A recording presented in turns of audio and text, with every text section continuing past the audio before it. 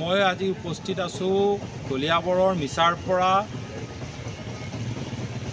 কেলিডেন চাহ বাগিচা হৈ চুৰচৌবাৰী হাতীগাঁও বাগিচা আনন্দপানী সংস্কৃতি এই এটা পথত এই পথটোৱে এতিয়া ধাৰণ কৰিছে বিধ্বস্ত ৰূপ।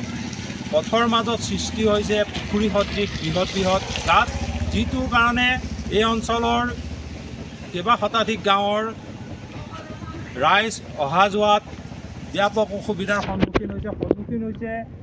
মিছা হাইস্কুলৰ ছাত্ৰ ছাত্ৰীৰ অহা যোৱাৰ সন্মুখীন হৈছে। কলিয়াবৰ মহাবিদ্যালয়ত উচ্চ শিক্ষাৰ বাবে পাঠদানৰ বাবে এই পথটোৰে অহা যোৱা কৰা ছাত্ৰ ছাত্ৰীসকলৰ যিটো পথৰ কাৰণে আচলতে ছাত্ৰ ছাত্ৰীসকলে জীয়াতু ভুগিবলগীয়া হৈছে।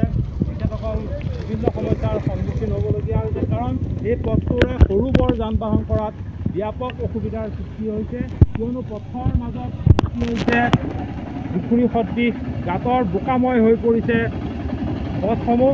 আমাৰ লগত এগৰাকী টেম্পু চালক আছে, টেম্পু চালকগৰাকীৰ পৰা আমি জানিবলৈ চেষ্টা কৰিম পথটোৰ কি অৱস্থা হৈছে। বহুত বেয়া,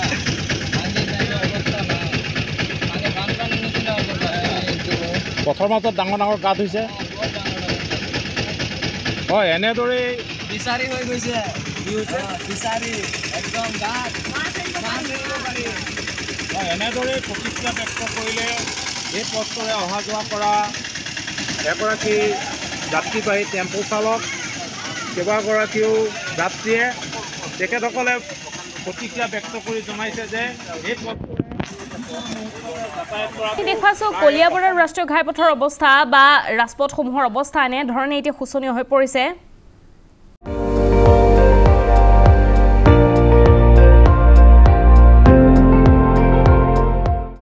আপুনি চাই আছে ND24, সৰ্বশ্ৰেষ্ঠ নহয় সৰ্বোত্তমৰ দৌৰ।